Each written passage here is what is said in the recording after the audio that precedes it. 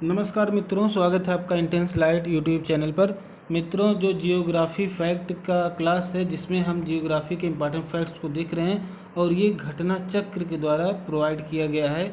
और ये जो है किसी भी भारत के भूगोल के किसी भी पोर्शन के लिए जो भी इम्पॉर्टेंट चीज़ें हैं उस पर दी गई हैं। तो इसके पहले हमने बहुत सारी इम्पॉर्टेंट चीज़ों को देखा था और आज हम जो है भारत के दर्रे को देखेंगे। ठीक है, भारत में कौन कौन से दर्रे हैं उनसे संबंधित कुछ इम्पॉर्टेंट दर्रों को देखेंगे जो अक्सर एग्जाम में पूछे जाते हैं और इनके रिपीट होने की चांसेस भी ज़्यादा हैं। दूसरी बात ये कि चाहे मिलाने के लिए आए या किसी और तरीके से प्रश्न को पूछा जाए, अगर इनमें से ज़्यादातर हमें पता है तो हम मिलाने में भी आसानी से अपने प्रश्न को सही कर सकते हैं। तो चलिए शुरू करते हैं आज का अपना यह टॉपिक। देखिए, पहला जो है सवाल कि सेला दर्रा कहाँ स्थित है। सेला एक ही में है, सेला दर्रा, तो यह अरुणाचल प्रदेश में। दोस्तों, बात आई है अरुणाचल प्रदेश के, तो अरुणाचल प्रदेश के आपको अन्य भी दर्रों के बारे में जानना चाहिए। जैसे कि एक है बोमडी ला दर्रा, ये भी अरुणाचल प्रदेश में है। दीफू दर्रा भी आपके अरुणाचल प्रदेश में है। पांग साउ दर्रा भी अरुणाचल प्रदेश में है। तो इस तरह से आपने पांग साउ, दीफू, बोमडीला और सेला दर्रा ये सभी अरुणाचल प्रदेश में है। ठीक है, आगे बढ़ते हैं। प्रश्न है पालघाट स्थित है। तो पालघाट जो है दर्रा है ये नीलगिरी और अन्नामलाई पहाड़ियों के मध्य में है। ठीक है, अगला है प्रश्न कि भोरघाट दर्रा स्थित है। तो भोरघाट दर्रा महाराष्ट्र में स्थित है। लिपू लेख दर्रा स्थित है, तो ये उत्तराखंड में है। लेह जाने का रास्ता है जोजिला दर्रे से। तो अगर लेह जाना है तो आपको जोजिला दर्रे से होकर के जाना पड़ेगा। अगला प्रश्न है नाथुला दर्रा स्थित है। तो नाथुला सिक्किम में है। वर्ष 2006 के लगभग मध्य में भारत और चीन के बीच व्यापार बढ़ाने के लिए पुनः कौन सा दर्रा खोला गया। तो ये नाथुला दर्रा खोला गया जो कि सिक्किम में है। ठीक है, चलिए आगे देखिए। प्रश्न देखिए मिलाने के लिए आया है। देखिए किस तरह से इसको सही सुमेलित करके दिया गया यहाँ पर। तो देखिए, एक तरफ है पहाड़ी और दर्रा, दूसरा है झारखंड। तो देखिए माड़ा कहाँ है, उत्तराखंड में। जोजिला आपकी जम्मू कश्मीर में। बनिहाल दर्रा जम्मू कश्मीर में। नाथुला दर्रा सिक्किम में है और नीति उत्तराखंड में। देखिए जम्मू कश्मीर में आपका जोजिला दर्रा जो है जो कि ट्रांस हिमालय में आता है और वो लद्दाख में है इस समय। ठीक है, तो जोजिला दर्रा जो कभी जम्मू कश्मीर का में आता था, अब ये जो किस में आ गया, अब ये लद्दाख का पार्ट हो गया। तो अपडेट कर लेंगे इसमें लद्दाख। इसके अलावा लद्दाख में जो है काराकोरम दर्रा है जो कि पहले जम्मू कश्मीर में हम पढ़ते थे। अब लद्दाख में काराकोरम है। केपसांगला है लद्दाख में। लानकला है लद्दाख में। चांगला है लद्दाख में। जाराला है लद्दाख में। खारदुंगला लद्दाख में। जोजिला लद्दाख में। बुर्जिला दर्रा जो है, बुर्जिला दर्रा भी लद्दाख में है। थांगला दर्रा लद्दाख में है। ठीक है, और आगे बढ़ते हैं। देखिए कुछ पर्वतीय दर्रा है और राज्यों से मिलाना है। तो जैसे बुमला दर्रा अरुणाचल प्रदेश में है। ठीक है, बोमडीला दर्रा भी अरुणाचल प्रदेश में। दीफू दर्रा अरुणाचल प्रदेश में है।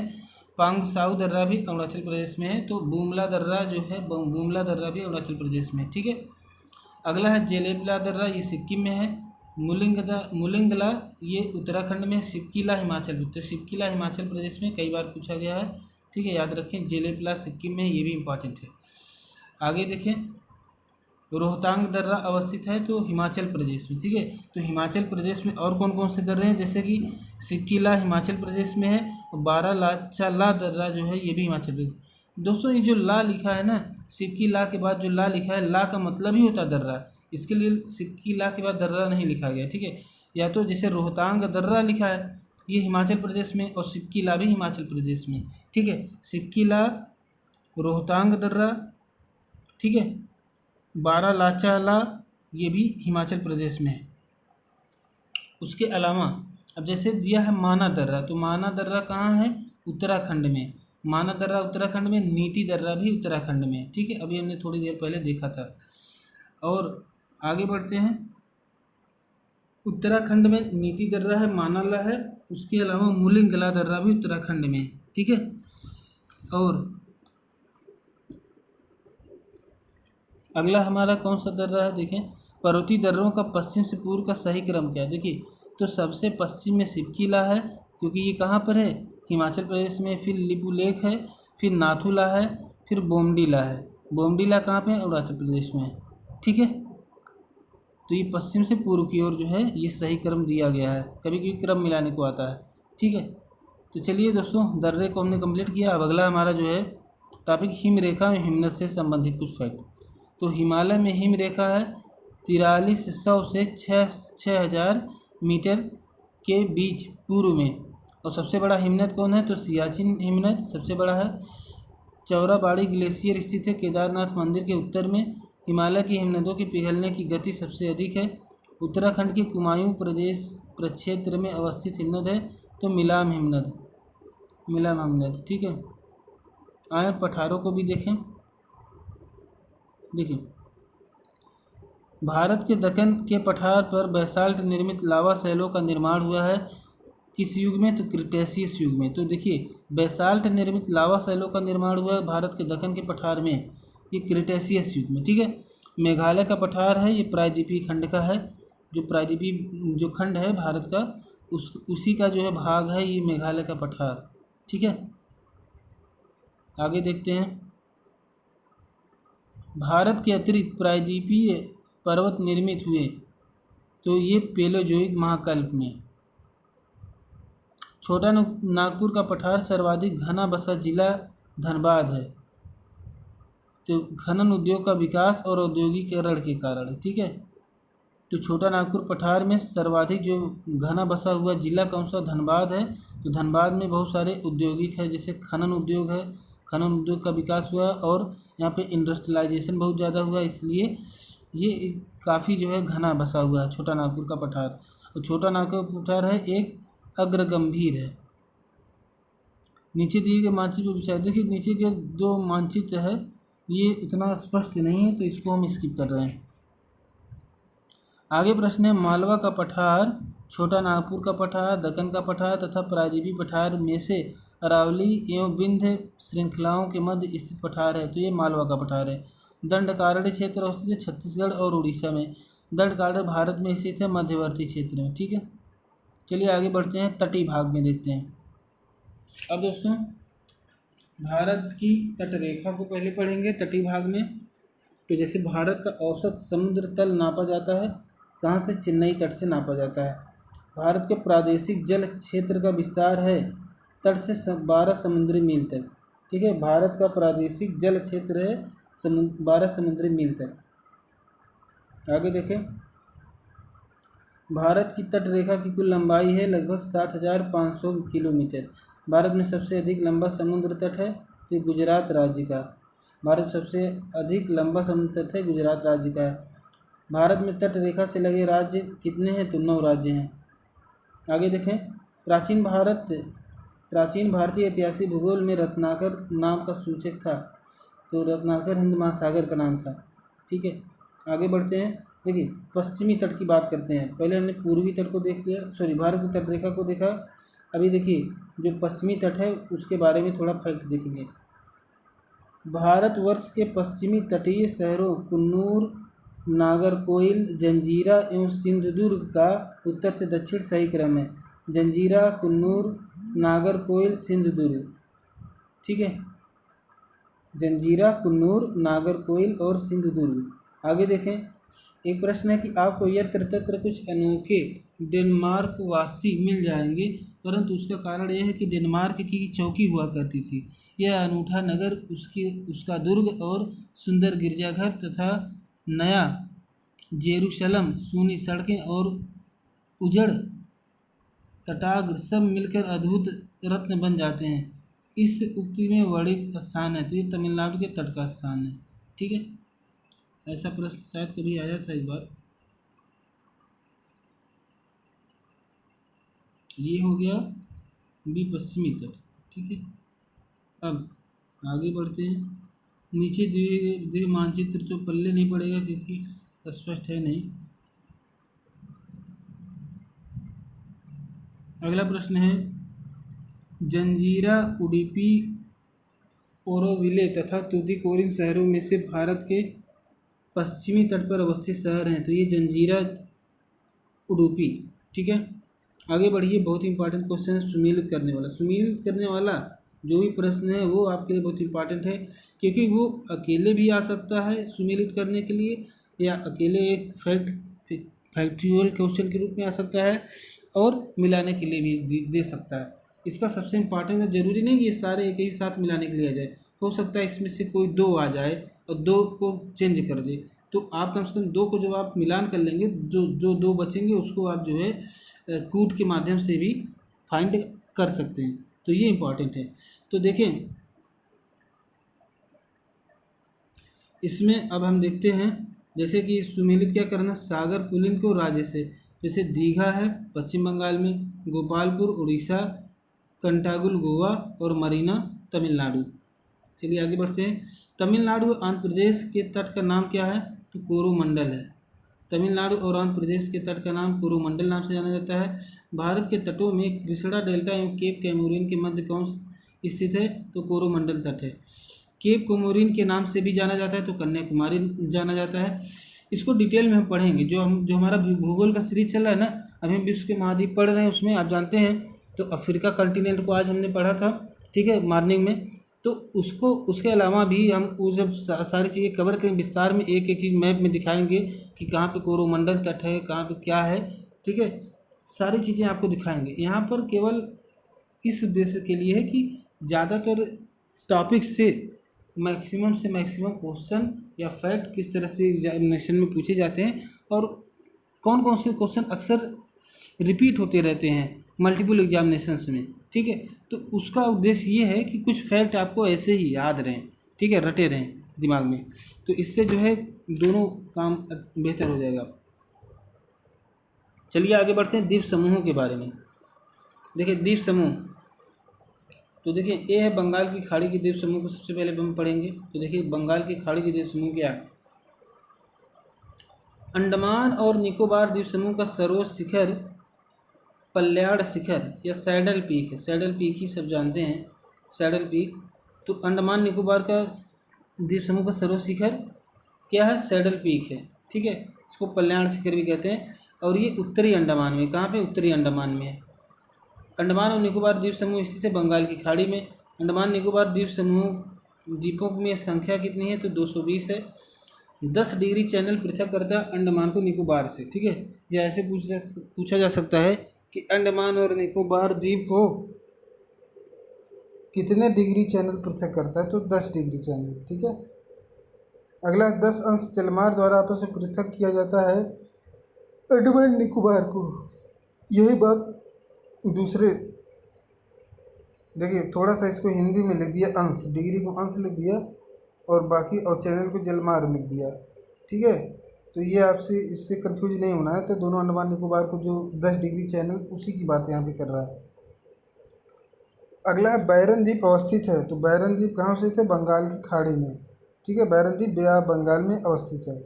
भारत के पश्चिमी तटीय मैदान के उत्तरी भाग को किस नाम से जाना जाता है, जो वह कोंकण तट के नाम से जाना जाता है, ठीक है। भारत के पश्चिमी तटीय मैदान का जो उत्तरी भाग उसको कोंकण तट के नाम से जाना जाता है, और उसके बाद जो केरल में आता है उसको मालाबार तट के नाम से जाना जाता है। जबकि आपने इधर आपने अभी देखा था,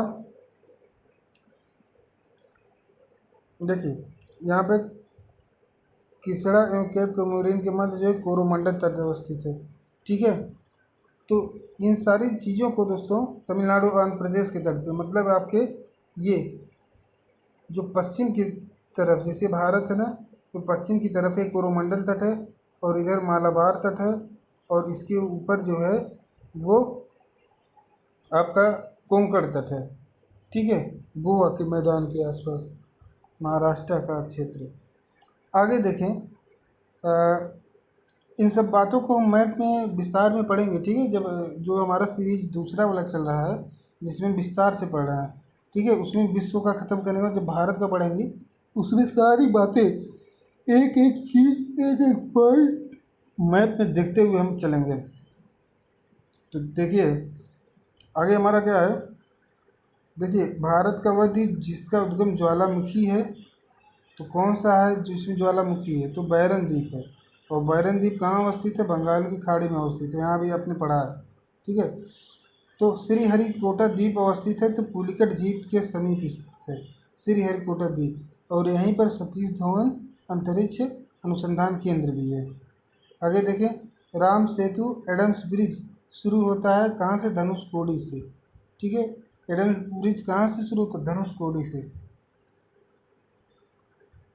देखिए, जो इस तरह से हमारा ये तमिलनाडु वाला एरिया है तो यहाँ से ऐसे है, और इसके देखिए तमिलनाडु है, यहाँ से थोड़ा सा ऐसे निकला हुआ है, और थोड़ा सा ये धनुषकोडी यही है, थोड़ा सा अलग है द्वीप की तरह से। और फिर ये राम सेतु इसी यहीं से शुरू होता है, लेकिन इसको जो है भूगोल शास्त्रियों ने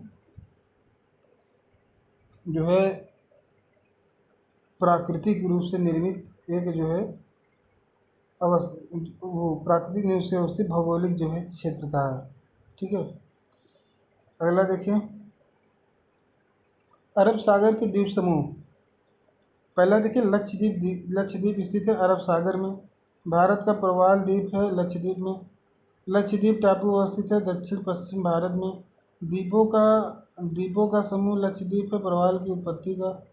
लक्षद्वीप में है 36 द्वीप, लक्षद्वीप में 36 द्वीप हैं।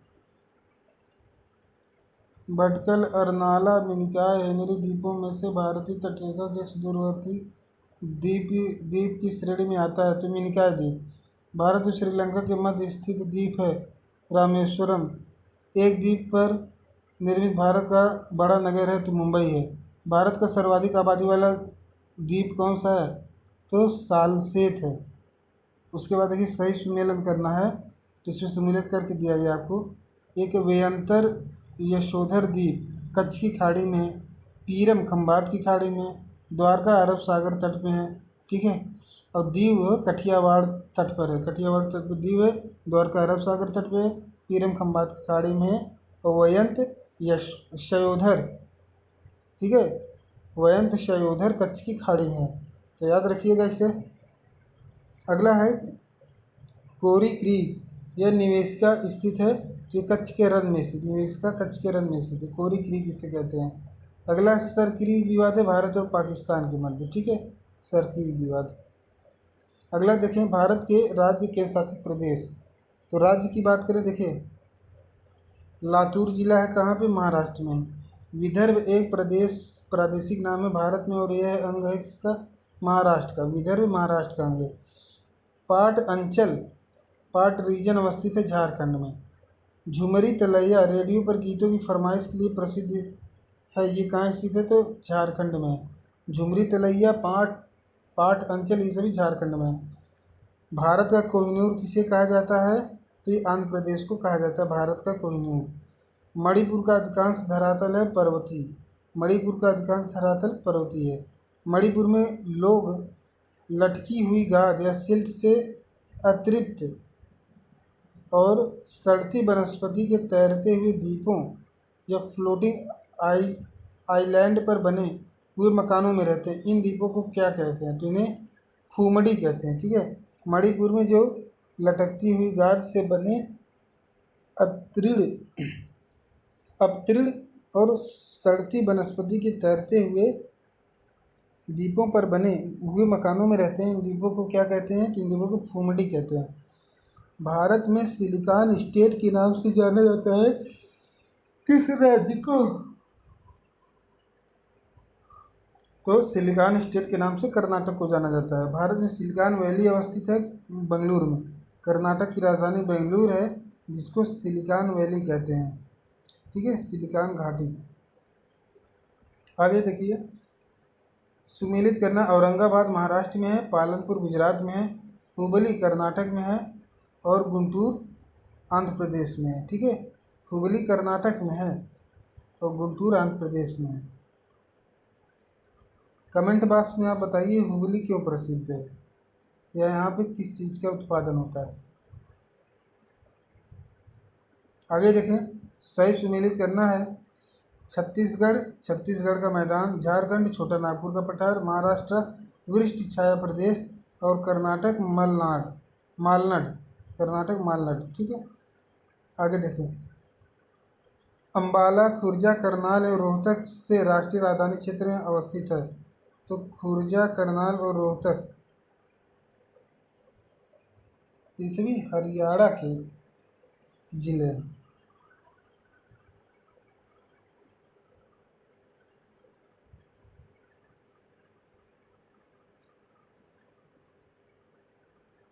अच्छा, इसमें बताना था, ये 1 2 3 4 दिया हुआ है। ये राष्ट्रीय राजधानी क्षेत्र में कौन कौन है? तो खुर्जा करनाल और रोहतक अवस्थित हैं।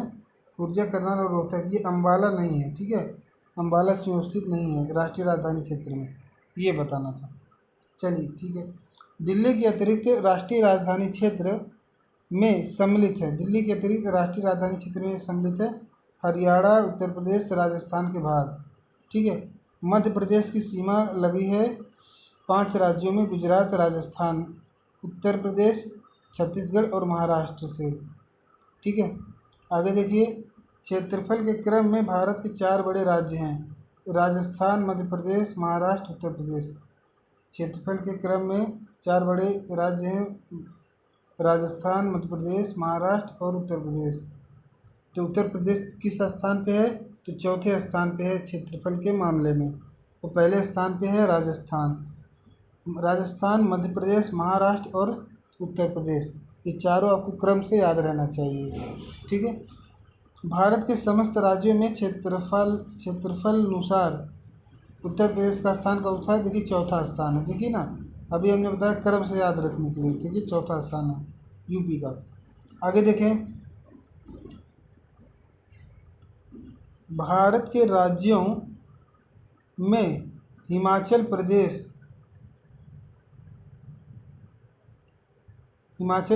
उत्तराखंड, छत्तीसगढ़ और झारखंड का उनके क्षेत्रफल के अवरोही क्रम में सही क्रम क्या है? तो देखिए, सबसे अवरोही क्रम में यानी बड़ी से छोटी, ठीक है। तो सबसे ज़्यादा क्षेत्रफल छत्तीसगढ़ का, फिर झारखंड का, फिर हिमाचल प्रदेश का, फिर उत्तराखंड का, ठीक। आगे देखें, कर्नाटक, राजस्थान, तमिलनाडु और महाराष्ट्र के उनके भौगोलिक क्षेत्र के अनुसार घटता क्रम क्या है? तो देखें, सबसे ज़्यादा भौगोलिक क्षेत्र है देखिए किसका? राजस्थान का, क्योंकि राजस्थान वैसे भी पूरे भारत में नंबर 1 पे है। और चूंकि हम एमपी नहीं दिया है तो दूसरे स्थान पे महाराष्ट्र आ गया, जो कि तीसरे स्थान पे था। उसके चौथे स्थान पे उत्तर प्रदेश से नहीं दिया है, तो यहाँ पर क्या है? कर्नाटक है। और उसके बाद देखिए तमिलनाडु है, ठीक है। तो भौगोलिक क्षेत्र के अनुसार घटता क्रम ये है। अगला प्रश्न है, उत्तर प्रदेश, मध्य प्रदेश, राजस्थान और उत्तराखंड राज्यों में क्षेत्रफल में सबसे छोटा है। तो जाहिर सी बात है 4 स्थान तक उत्तर प्रदेश, राजस्थान, मध्य प्रदेश और महाराष्ट्र और उत्तर प्रदेश ही हैं। तो जाहिर सी बात है उत्तराखंड इनमें से सबसे कम स्थिति में होगा, तो उत्तराखंड इसका सही आंसर है, ठीक है। तो इन राज्यों में सबसे कम क्षेत्रफल किसका है? तो उत्तराखंड का है। आगे देखें, भारत का क्षेत्रफल लगभग 30%, भारत का लगभग 30% क्षेत्र 3 राज्यों में समाहित है। ये कौन कौन से हैं? तो जो पहले तीसरे हैं, नंबर 1 है आपका राजस्थान, फिर एमपी, फिर महाराष्ट्र। तो यही 3 ऐसे बड़े राज्य हैं जो पूरे भारत के 30% क्षेत्रफल पर अकेले काबिज हैं। आगे देखें, भारत में जनसंख्या के अनुसार तीसरा क्षेत्रफल में 12वां स्थान है। तो जनसंख्या के अनुसार तीसरे स्थान पे है ये आपका बिहार है, और क्षेत्रफल के मामले में 12वें स्थान पे है। आगे देखें, उत्तर प्रदेश के सीमावर्ती राज्य हैं। तो देखें, यूपी के सीमावर्ती राज्य हैं हिमाचल प्रदेश, हरियाणा, राजस्थान, मध्य प्रदेश, छत्तीसगढ़, झारखंड, बिहार, उत्तराखंड तथा केंद्र शासित प्रदेश दिल्ली, ठीक है।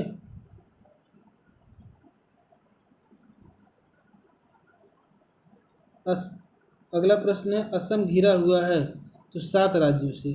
असम कितने राज्यों से घिरा हुआ है? तो 7 राज्यों से, ठीक है। तो इसको अगर आप मैप में देखेंगे तो आपको ये बहुत ही आसानी से समझ में आएगा, लेकिन चूँकि यहाँ पे मैप नहीं है, नहीं तो मैं आपको दिखाता। तो कुछ चीज़ें आपको पता होनी चाहिए, जैसे असम एक तो अरुणाचल प्रदेश से लगता है, स्पष्ट है, ठीक है। और भी 7 अन्य जितने भी 7 सिस्टर स्टेट्स हैं उनमें से ज़्यादातर से असम का लगता है, ठीक है।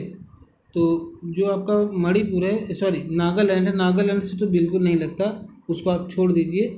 उसके अलावा लगभग जितने राज्य हैं, और एक मिजोरम को शायद छोड़ दीजिए, ठीक है। इन दोनों को छोड़ के और कई राज्य और शायद पश्चिम बंगाल भी इन राज्यों को मिला करके लगता है असम। तो उसको आप एक बार मैप में देखिए कौन कौन से राज्य हैं, ठीक है। आगे देखिए, महाराष्ट्र, बिहार, उड़ीसा एवं आंध्र प्रदेश में छत्तीसगढ़ की सीमा उभयनिष्ठ नहीं है। किसके साथ? तो बिहार के साथ। तो जो छत्तीसगढ़ की सीमा जो है महाराष्ट्र, बिहार, उड़ीसा एवं आंध्र प्रदेश में से छत्तीसगढ़ की सीमा उभयनिष्ठ नहीं है, तो बिहार के साथ उभयनिष्ठ नहीं है। अगला है दिल्ली, जोधपुर, नागपुर, बेंगलुरु में से माध्य समुद्र तल से ऊंचाई अधिकतम है, तो बेंगलुरु की। अगला प्रश्न है राजस्थान के मरु क्षेत्र के लिए सही कथन है, तो राजस्थान के मरु कथन के लिए सही कथन क्या है? तो ये है कि यह विश्व का सबसे घना बसा मरुस्थल है। विश्व का सबसे घना मरुस्थल है। ये लगभग 10,000 वर्ष पुराना है, जिसका कारण अत्यधिक मानवीय हस्तक्षेप रहा है। यहाँ केवल 40 से 60% क्षेत्र ही कृषि हेतु उपयुक्त है। शुद्ध बोए गए क्षेत्र में वृद्धि के कारण चारागाह क्षेत्र के विस्तार पर कुप्रभाव पड़ा है, ठीक है। आइए आगे बढ़ते हैं, केंद्र शासित प्रदेशों को देखते हैं। अच्छा, अभी और भी कुछ है इधर, अभी वो भी टॉपिक अभी चल ही रहा है, देखें।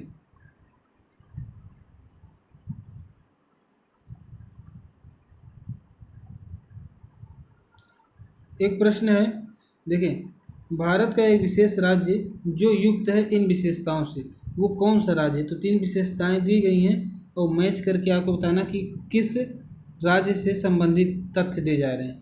पहला, ये उसी अक्षांश पर है जो उत्तरी राजस्थान से होकर जाता है, ठीक है। इसका 80% से अधिक क्षेत्र वन आवरण के अंतर्गत है, ठीक है। 12% से अधिक वनाच्छादित क्षेत्र इस राज्य के रक्षित क्षेत्र के नेटवर्क रूप में। दोस्तों, अगर इसमें आपको तीनों फैक्ट्स में से कोई भी एक फैक्ट बिल्कुल अच्छे से क्लियर है तो आप इसका उत्तर दे सकते हैं। देखिए, पहला जो फैक्ट है उसी अक्षांश पे स्थित है जो उत्तरी राजस्थान से होकर है। ये आपको मैंने पहले वीडियो में ही बताया था, जो क्लास की शुरुआत थी, शुरुआत में ही आपको बताया था।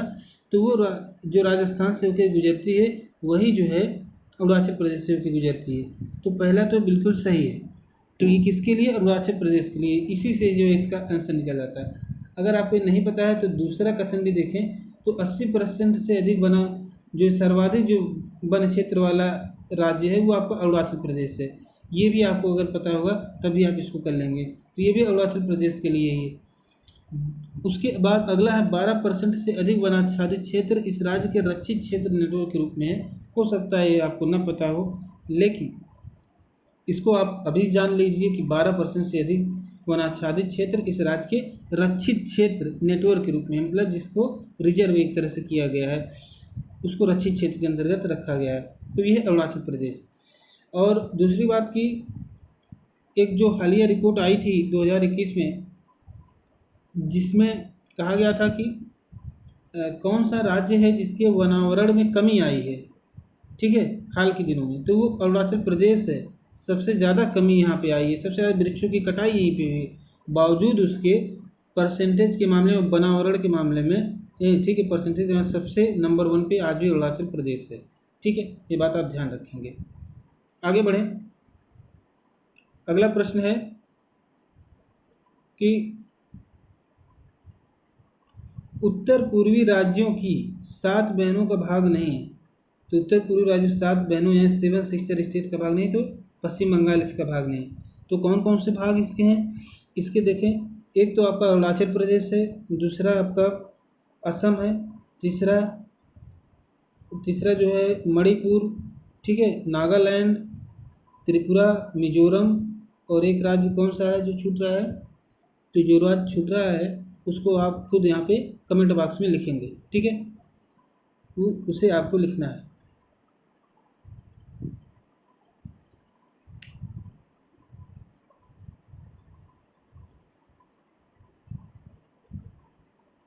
वर्ष 1993 में जब आंध्र प्रदेश एक अलग राज्य बना था, आंध्र प्रदेश, तब उसकी राजधानी थी, उसकी राजधानी कहाँ थी, कुर्नूल थी, ठीक है।